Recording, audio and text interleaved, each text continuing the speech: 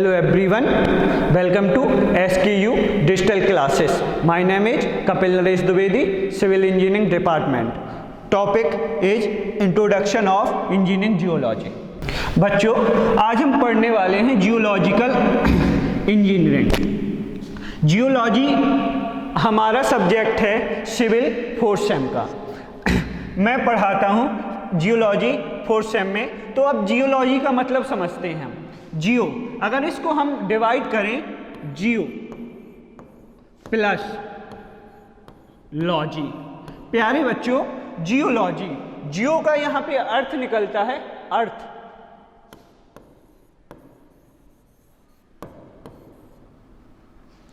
और लॉजी का अर्थ निकलता है बच्चों स्टडी, मतलब अर्थ की स्टडी, अर्थ का अध्ययन, पृथ्वी का अध्ययन। जियोलॉजी का मीन्स है पृथ्वी का अध्ययन। हम पृथ्वी का अध्ययन कैसे करते हैं? एक सिविल इंजीनियर होने के नाते हमें पृथ्वी का अध्ययन बहुत आवश्यक है। इस तरीके से हम पृथ्वी का अध्ययन करेंगे।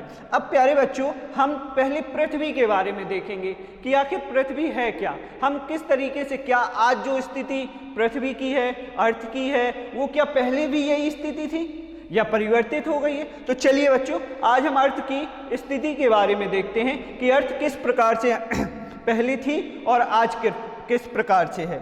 चलिए,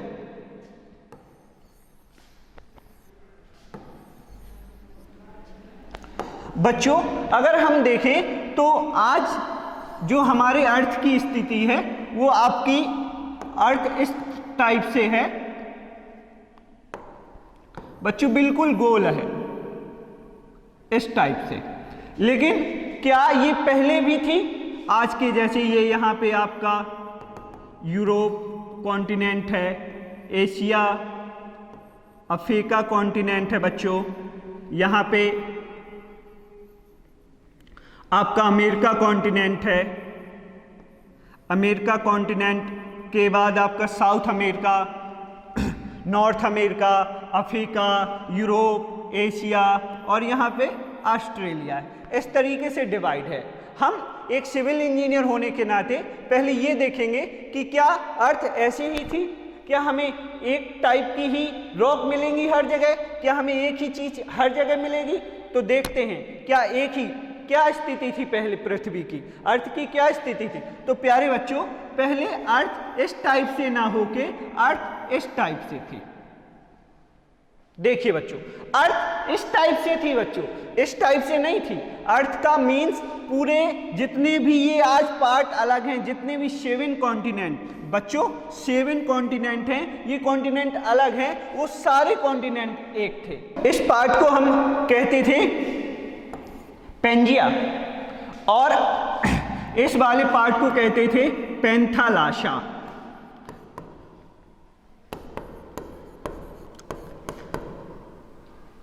बच्चों, जो वाटर वाला पार्ट है उसको हम कहते थे पेंजिया, और लैंड वाला पार्ट है उसको कहते थे हम पेंथालाशा।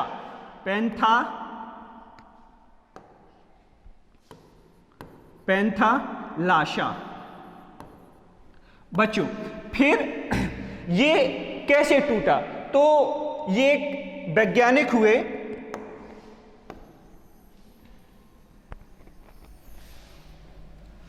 बच्चों यहां देखें, एक अल्फ्रेड नाम के वैज्ञानिक हुए।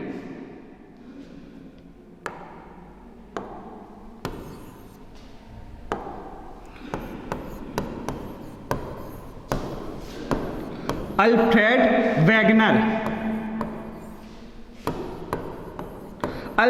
वैगनर नाम के वैज्ञानिक हुए और उन्होंने महाद्वीपीय विस्थापन का सिद्धांत दिया, और इससे हम पता लगाएंगे कि किस प्रकार से पृथ्वी अलग हुई। और हम अर्थ के बारे में जानेंगे, और उसके बाद अर्थ का थोड़ा सा इंट्रोडक्शन मिलने के बाद उसके बाद हम इंजीनियरिंग फील्ड में जाएंगे और पता लगाएंगे कि किस तरीके से हमें रॉक्स का अध्ययन करना है।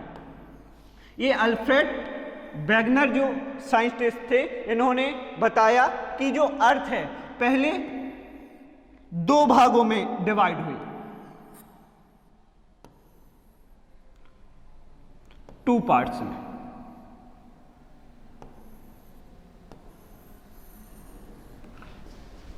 ऊपर वाले पार्ट को लॉरेशिया कहा गया बच्चों, और नीचे वाले पार्ट को बच्चों गोंडवाना लैंड कहा गया। इस तरीके से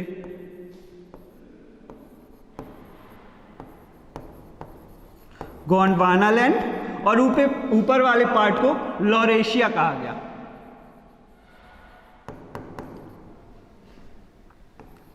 लॉरेशिया कहा गया बच्चों।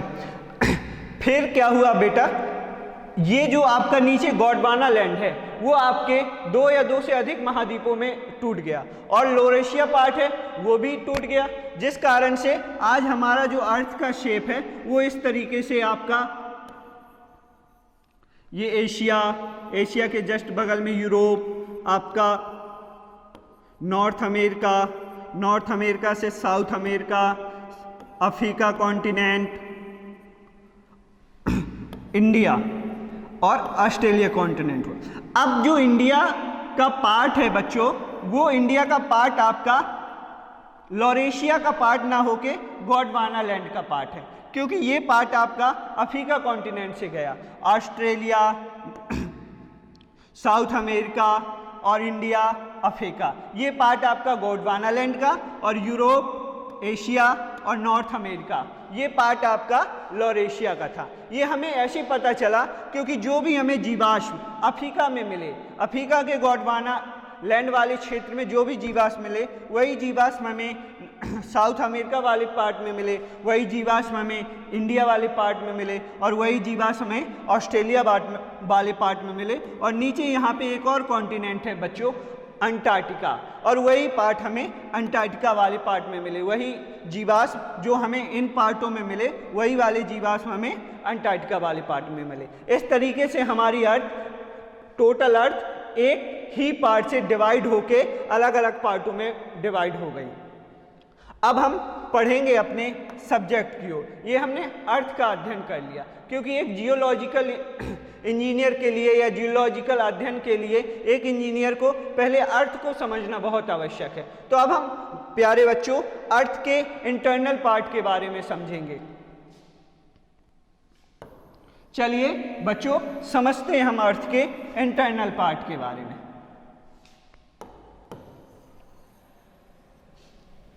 प्यारे बच्चों, अगर हम अर्थ को इस तरीके से डिवाइड करें तो अर्थ का जो, प्यारे बच्चों, अर्थ का सबसे अपर सरफेस, सबसे ऊपर वाला पार्ट, ये आपका क्रस्ट कहलाता है। प्यारे बच्चों, क्रस्ट के बाद आपका ये बीच वाला पार्ट मेंटल कहलाता है। प्यारे बच्चों, ये नीचे वाला पार्ट कोर कहलाता है। इसमें हम केवल इंट्रोडक्शन पढ़ेंगे, जानेंगे कि ये है क्या। बाकी ये पार्ट हम अगली क्लासेस में या आगे वाली चीज़ों में पढ़ेंगे, क्योंकि यहाँ पे हमें सिर्फ इंट्रोडक्शन जानना है, केवल अर्थ के बारे में जानना है कि अर्थ बनी कैसे है। बच्चों, जो क्रस्ट वाला पार्ट है उसकी लेयर बहुत ही थिक है, बहुत ही कम लेयर है, जो आपकी 5 किलोमीटर सी एरिया में, माउंटेन एरिया में, प्यारे बच्चों माउंटेन एरिया में 75 किलोमीटर, मेंटल आपके बीच वाला पार्ट है और कोर नीचे वाला पार्ट है। कोर के भी बच्चों 2 पार्ट है, इनर पार्ट और आउटर पार्ट। मेंटल के भी 2 पार्ट है, अपर मेंटल और लोअर मेंटल। चलिए बच्चों, ये हमारा एक सामान्य इंट्रोडक्शन है। अब हम अपने टॉपिक पे आते हैं कि जियोलॉजी। ये तो हमने अध्ययन किया है अर्थ के बारे में। अब हम एक सिविल इंजीनियर होने के नाते किस तरीके से आगे पढ़ेंगे।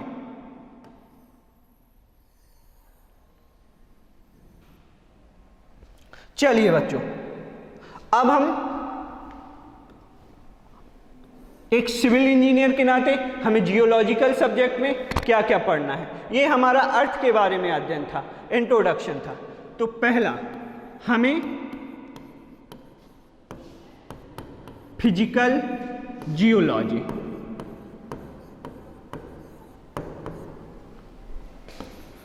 बच्चों हिस्टोरिकल जियोलॉजी।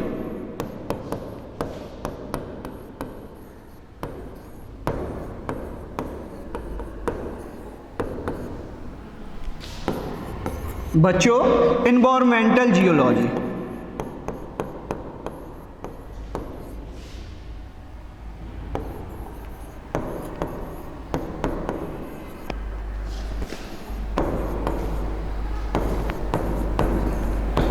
प्यारे बच्चों, आज हम फिजिकल जियोलॉजी को देखेंगे कि फिजिकल जियोलॉजी क्या पार्ट है, किस तरीके से फिजिकल जियोलॉजी सब्जेक्ट में, इंजीनियरिंग जियोलॉजी सब्जेक्ट में किस प्रकार से फिजिकल जियोलॉजी हमारे लिए इम्पोर्टेंट है।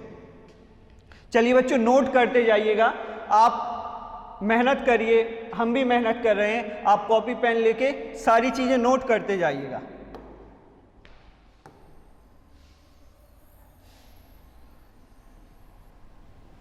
चलिए, फिजिकल जियोलॉजी, इसमें हम अर्थ के क्रस्ट वाले पार्ट का अध्ययन करते हैं। प्यारे बच्चों, फिजिकल जियोलॉजी में हम पर्वत, पहाड़, मैदान, सॉइल, रॉक्स सबका अध्ययन करते हैं। प्यारे बच्चों, एक सिविल इंजीनियर होने के नाते हमें फिजिकल जियोलॉजी का अध्ययन करना बहुत आवश्यक है, क्योंकि हमें टनल्स बनानी हैं, ब्रिजेस बनाने हैं, डैम्स बनाने हैं और सारी चीज़ों को बनाना है तो हमें फिजिकल जियोलॉजी का अध्ययन करना पड़ेगा। हमें माउंटेन्स का अध्ययन करना पड़ेगा, हमें प्लेन्स का अध्ययन करना पड़ेगा, हमें लेक्स का अध्ययन करना पड़ेगा। इस तरीके से हम अपनी स्टडी को आगे बढ़ाते हैं। फिजिकल यानी प्यारे बच्चों भौतिक, जियोलॉजिकल यानी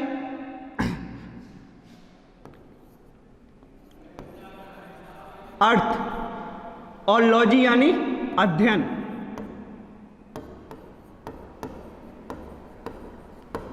स्टडी,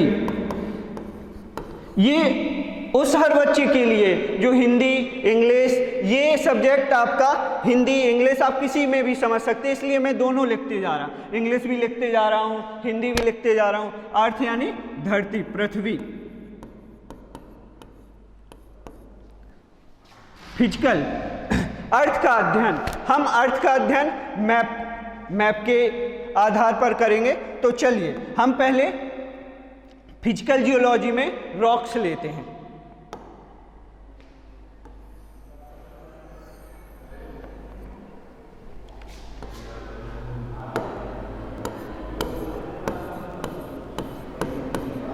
रॉक्स, प्यारे बच्चों, रॉक्स क्या है?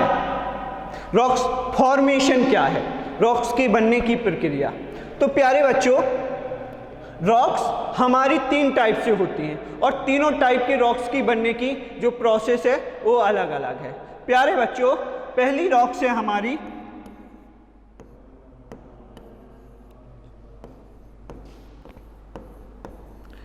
इग्नियस रॉक्स, सेकेंड टाइप की सेडिमेंट्री रॉक्स,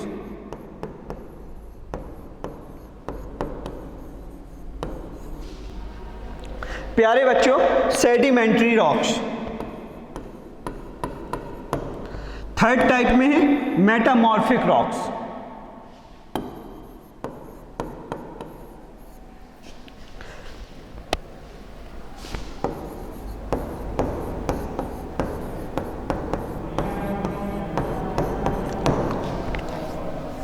प्यारे बच्चों, जो आपकी ये इग्नियस रॉक्स है, इग्नियस रॉक्स आपके ज्वालामुखी से जो लावा निकलता है उसके ठंडे होने से बनती है। इस प्रकार से ये एक ज्वालामुखी उत्भेदन हुआ,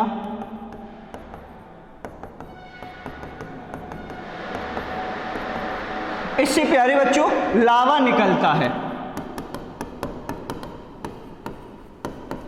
लावा। और ये लावा जब धरती पटल पर आकर ठंडा हो जाता है तो प्यारे बच्चों इसे मैग्मा कहते हैं, मैग्मा। और इग्नियस रॉक्स इसी मैग्मा से बनती है। प्यारे बच्चों, इग्नियस रॉक्स का उदाहरण आपका ग्रेनाइट,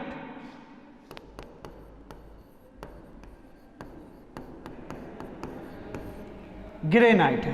प्यारे बच्चों, सेडिमेंट्री रॉक्स, सेडिमेंट्री रॉक्स आपकी, इसे अगर हम सेकंड नाम इसका पुकारें या सेकंड नाम भी इसका बोलें तो इसे लेयर्स रॉक भी कहते हैं।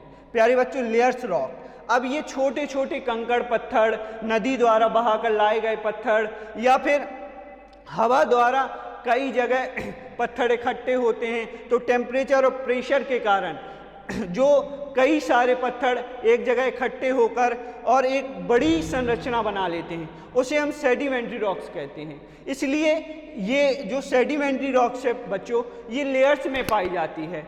इसके जो एग्जाम्पल हैं वो लाइमस्टोन,